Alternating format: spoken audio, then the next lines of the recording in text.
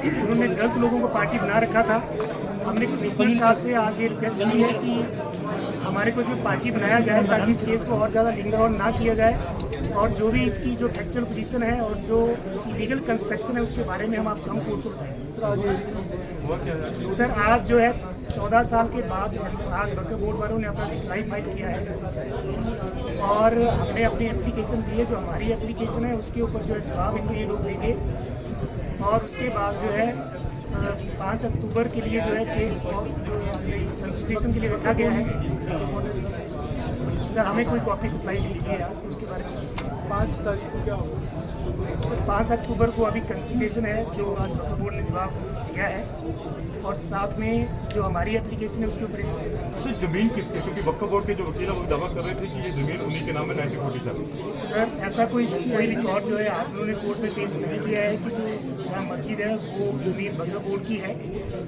अलबत्ता जो हमारे पास जो जमाबंदी है उसके मुताबिक हिमाचल प्रदेश सरकार जो है इस जमीन की मालिक है, और उस जमाबंदी के मुताबिक मस्जिद है वो गैर मुमकिन मस्जिद के नाम से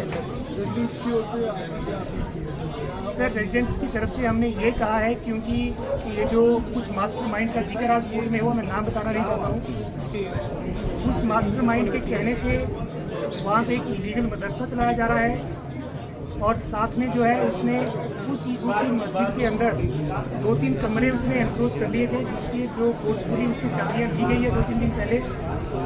और साथ में जो ये 5-6 मंजिली जो ये इमारत बनी है, इसमें जो लोग ये रॉन्गफुल एक्टिविटी करके आते हैं ये वहाँ पे जो है एक पनाह लेते हैं और वहाँ पे रहते हैं। सर मस्जिद कमेटी से जवाब मांगा गया है।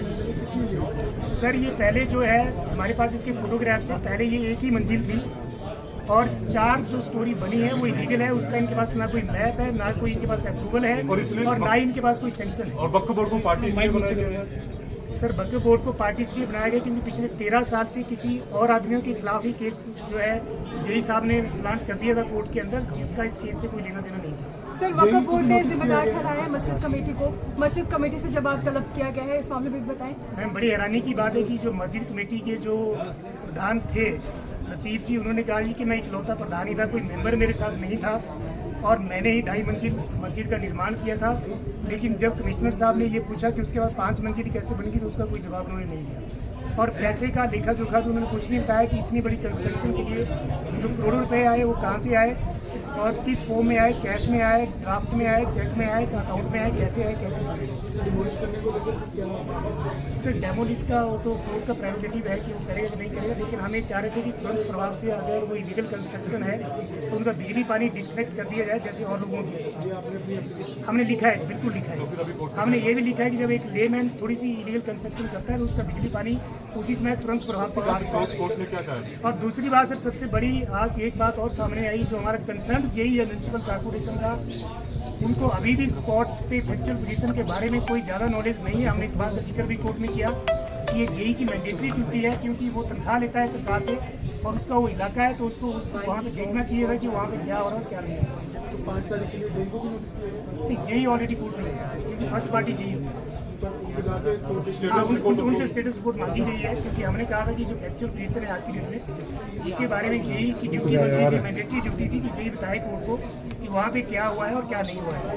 तो अगली हियरिंग में जेई को रिपोर्ट देंगे और साथ ही सर अगली हियरिंग में जेई से जो है स्टेटस रिपोर्ट मांगी गई है, और साथ में जो लोकल रेजिडेंट्स की तरफ से हमने जो एप्लीकेशन दी है अंडर ऑर्डर 110 CPC उसका जवाब मांगा गया है, और साथ में जो वक्फ बोर्ड वालों ने आज जवाब दिया है उसके ऊपर कंसिडरेशन। लोकल रेजिडेंट्स की ओर से ये भी कहा गया कि जो अब्सर्ड एक्टिविटीज वहाँ पर हाँ जी बिल्कुल बोला गया है, बिल्कुल। क्या एक्टिविटीज होती है सर हमने उसमें जो है अपने 20 पेज की एप्लीकेशन दी है, सारे गिरीवांश लोगों के लिखे हैं। सबसे मेजर क्या है जो सीरियस है? सर सबसे मेजर ये है कि जब से वो मास्टरमाइंड की बात जो है आज कोर्ट में भी आई, उस मास्टरमाइंड की जब से यहाँ पे प्रधानगिरी शुरू हुई है, तो जो डेड बॉडीज है उनको वहाँ पे नलाने के लिए लाया जाता है, ये हमने लिखा है।